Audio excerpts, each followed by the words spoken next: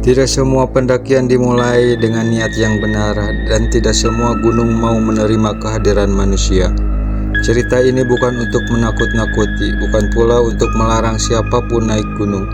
Tapi jika suatu hari nanti kamu mendaki Gunung Gede dan mendengar namamu dipanggil dari dalam hutan, ingat cerita ini dan jangan pernah menjawab panggilan itu.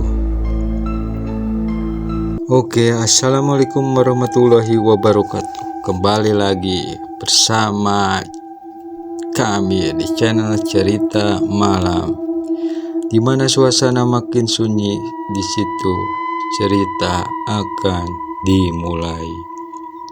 Oke, kita langsung saja masuk ke dalam ceritanya. Di pagi itu, udara Cibodas terasa lebih dingin dari biasanya. Kabut menggantung rendah seolah menutupi sesuatu yang tidak ingin diperlihatkan. Arga berdiri di depan base camp sambil merapikan carrier-nya. Wajahnya tenang, terlalu tenang. Di belakangnya ada Raka, Dimas, dan Nina. Raka sibuk mengecek peralatan, Dimas menyalakan kamera merekam vlog dari pagi, sementara Nina sejak tadi hanya diam. "Gas lah, gak," kata Raka. "Cuaca lagi bagus begini." Arga mengangguk.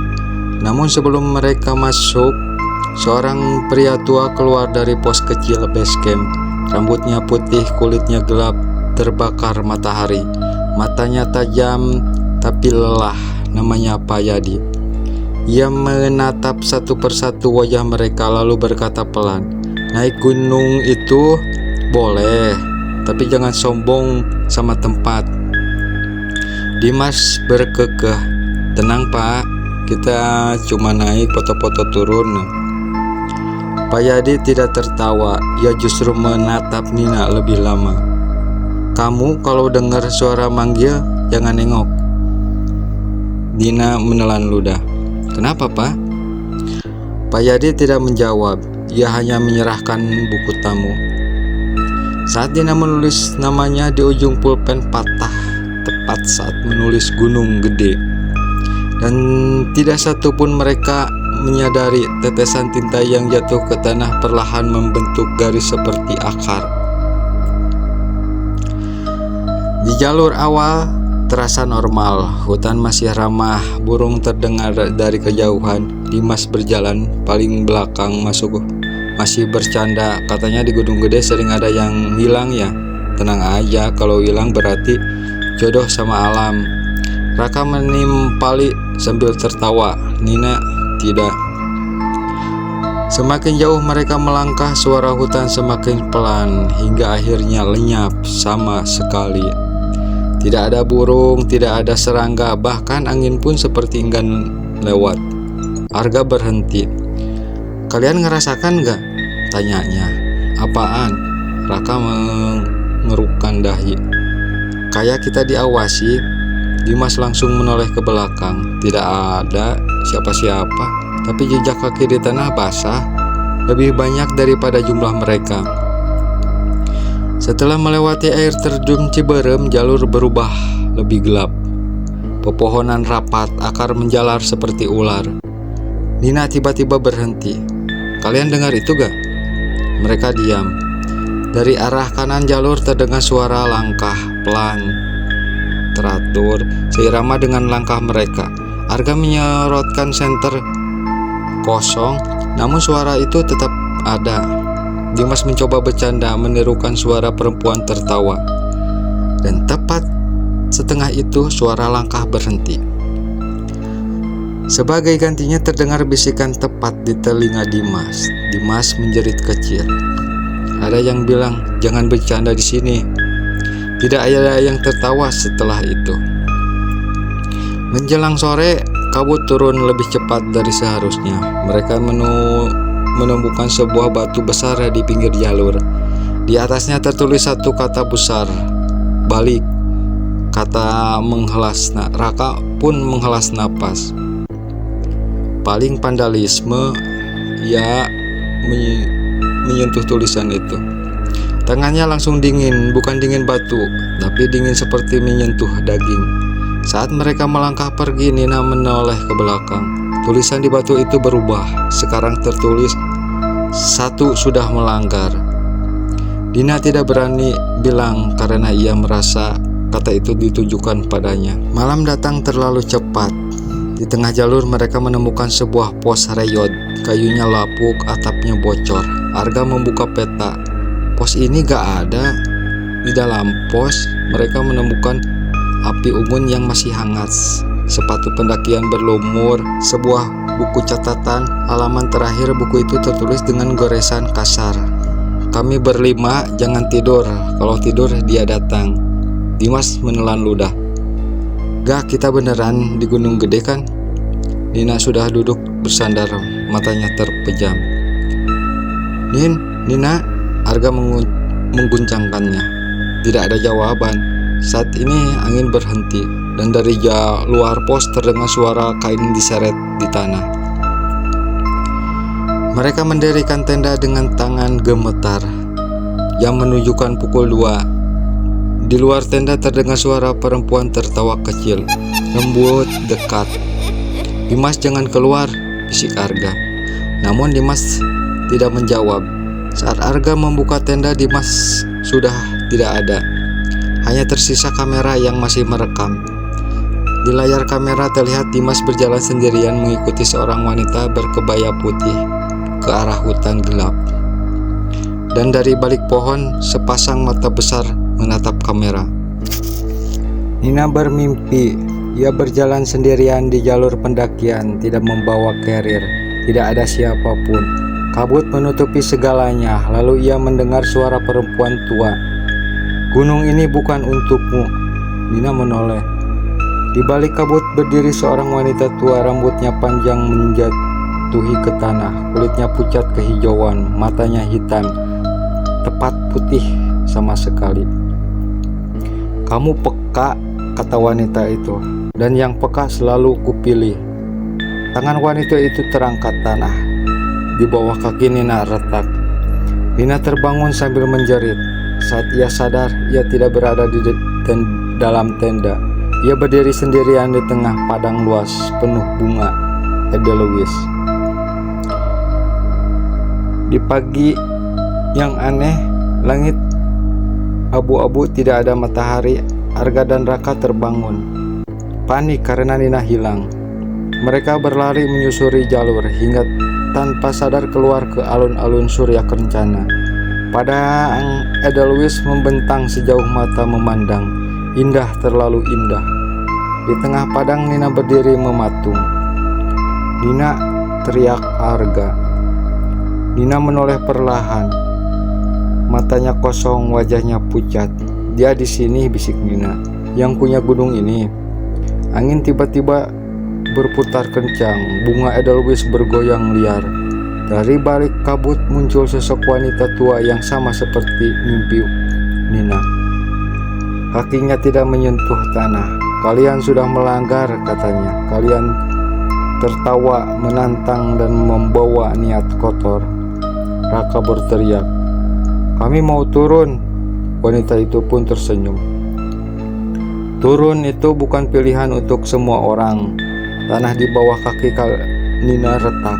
Arga mencoba menarik Nina, tapi tanah berubah lunak seperti lumpur. Nina menjerit, "Arga, jangan tinggalkan aku." Di dalam hitungan detik, tubuh Nina ditelan tanah hingga tak tersisa. Padang edelweiss kembali tenang, seolah tidak pernah terjadi apa-apa. Arga dan Raka berlari. Mereka memutuskan turun tanpa peduli arah. Namun jalur yang mereka lewati terus kembali ke tempat yang sama. Batu yang sama, pohon yang sama, bahkan jejak kaki mereka sendiri sudah lebih dulu ada. Kompas berputar liar, jam tangan Raka berdetak mundur. "Gak," suara Raka gemetar. "Ini bukan gunung lagi." Kabut semakin tebal, dan balik kabut terlihat bayangan manusia berjalan pelan. Saat bayangan itu mendekat, Arga membeku. Itu Dimas. Tapi wajahnya pucat, matanya hitam, lehernya miring, tidak wajar. "Kenapa kalian ninggalin aku?" Suara Dimas parau. bukan lagi suara manusia. Raka mundur ketakutan. Lu udah mati? Dimas tersenyum. Di sini gak ada yang benar-benar mati. Raka berlari tanpa arah. Arga mengejarnya. Namun tanah tiba-tiba longsor kecil. Raka terpeleset dan jatuh ke jurang. Arga berhasil meraih tangannya pegangan. Raka menatap Arga lalu tersenyum aneh. Gak, lu denger gak? Arga menggeleng. Mereka memanggil nama gue.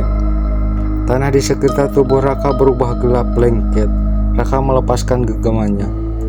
Gue capek, biar gue di sini aja. Dalam sekejap tubuh Raka menyatu dengan tanah seperti ditelan lumpur hidup. Arga menjerit sendirian. Hari-hari berlalu atau mungkin hanya jam waktu sudah tidak berarti. Arga sendirian di gunung. Ia sering melihat tenda kosong dengan api menyala, pendekaian yang berjalan tanpa suara, bayangan yang mengikuti dari jauh. Setiap kali Arga hampir tidur, suara perempuan berbisik di telinga. Tidur saja, tinggal di sini. Arga menampar wajahnya sendiri agar tetap sadar. Ia menulis di buku catatan, jangan tidur, jangan jawab suara, jangan percaya apapun. Suatu pagi Arga melihat bangunan base camp. Ia menangis, tertawa, berlari. Pak Yadi berdiri di sana. Kamu turun juga akhirnya, kata Pak Yadi. Arga jatuh berlutut. Pak, teman-teman saya. Pak Yadi membuka buku tamu, menunjukkan satu halaman lama. Nama Arga tercatat di sana. Tinggalnya 7 tahun yang lalu. Keterangan hilang saat pendakian. Pak Yadi menatap Arga dengan wajah pucat. Kamu gak pernah turun gak? Kini setiap ada pendakian baru di Gunung Gede, mereka sering melihat seorang pria kurus, wajahnya pucat, membawa kerir lurus. Pria itu selalu berjalan pelan di belakang. Dan saat ada pendaki bercanda atau menirukan suara aneh, pria itu berbisik, jangan jawab kalau dengar panggilan. Karena pria itu tahu Gunung Gede masih lapar. Gunung tidak pernah benar-benar membunuh manusia. Ia hanya menyimpan. Arga duduk di depan base camp Cibodas. Tubuhnya ada di sini tapi jiwanya tidak pernah benar-benar turun. Pak Yadi memberikan air hangat dengan tangan gemetar. Kamu tahu gak, ucap Pak Yadi lirih, kenapa banyak yang hilang di sini, tapi gak pernah ketemu jasadnya. Arga menggeleng lemah. Pak Yadi menatap ke arah gunung. Karena mereka gak mati, mereka jadi bagian. Malam itu Arga tidak bisa tidur. Setiap kali memejamkan mata, ia melihat Edelweiss dan Nina yang tenggelam ke tanah. Ia keluar dari tenda. Kabut tipis turun, udara sangat dingin. Dan di depan pos berdiri wanita tua itu, ibu gunung. Rambutnya panjang menyapu tanah, matanya hitam dalam seperti lubang tanpa dasar. Kamu kuat, katanya. Kamu tidak tidur saat yang lain menyerah. Arga gemetar. Apa salah kami? Ibu gunung tersenyum. Bukan tersenyum ramah, melainkan senyum pemilik ke rumah. Gunung ini hidup sebelum kalian lahir, tanpa manusia datang, tertawa, meremehkan, dan menantang. Ia melangkah mendekat. Aku tidak mengambil semua aku miliki. Arga menunduk. Kenapa aku dilepas? Ibu gunung menatapnya lama. Karena gunung selalu butuh penjaga. Pak Yadi datang membawa dupa dan bunga. Tanpa berkata apa-apa, ia menyalakan dupa menghadap gunung. Dari dulu, kata Pak Yadi, selalu ada satu yang kembali setengah. Arga mengingat pos tua, buku catatan tulisan kami berlima. Mereka yang tersisa. Pak Yadi melanjutkan, jadi peringatan buat yang lain. Angin berhembus pelan seperti mengiyakan. Hari berganti secara resmi. Arga dinyatakan selamat, tapi orang-orang bilang ia berubah. Ia tidak pernah tertawa, tidak pernah menatap gunung terlalu lama. Setiap malam ia berjalan dalam mimpi dan selalu berhenti menghadap ke arah gunung gede. Kadang ia berbicara sendiri, jangan bercanda, jangan nantang. Ibunya sering melihat Arga berdiri di halaman, tatapannya kosong seperti menunggu seseorang turun dari kabut. Beberapa bulan kemudian rombongan pendaki baru naik gunung gede. Mereka muda, berisik tertawa keras di jalur. Mereka melihat seorang pria kurus berjalan pelan di belakang. Wajahnya pucat, matanya cekung. "Bang sendirian?" tanya salah satu pendaki. Pria itu berhenti, menatap mereka satu persatu. "Kalau dengar suara manggil," katanya pelan, "jangan jawab." Pendakian itu tertawa. "Mistis amat, Bang." Pria itu tidak ikut tertawa karena ia tahu siapa yang sedang mendengarkan. Malam turun. Di tengah tenda salah satu pendaki mendengar namanya dipanggil lembut dekat, "Adi." Ia membuka mata. Di luar tenda berdiri seorang wanita berkebaya putih. Rambutnya panjang, wajahnya tidak terlihat jelas. Adi tersenyum kecil. "Siapa ya?" Dari kejauhan pria kurus itu menutup mata karena satu lagi sudah menjawab. "Dan sekarang kamu yang mendengar cerita ini, jika suatu hari kamu mendaki gunung gede, merasa jalur terlalu sunyi, mendengar langkah-langkah tambahan, atau namamu dipanggil lembut dari arah yang salah, ingat satu hal. Gunung tidak pernah sepi, hanya tidak semua makhluk terlihat, dan tidak semua pendaki diizinkan pulang." Cerita ini adalah fiksi, namun rasa hormat itu nyata. Hormatilah alam, hormatilah gunung, dan jangan pernah menantang sesuatu yang tidak kamu pahami. Karena di beberapa tempat yang hidup bukan hanya manusia, dan gunung gede masih berdiri, masih menunggu, masih memilih. Wassalamualaikum warahmatullahi wabarakatuh. Selesai. Sampai jumpa di kesempatan selanjutnya.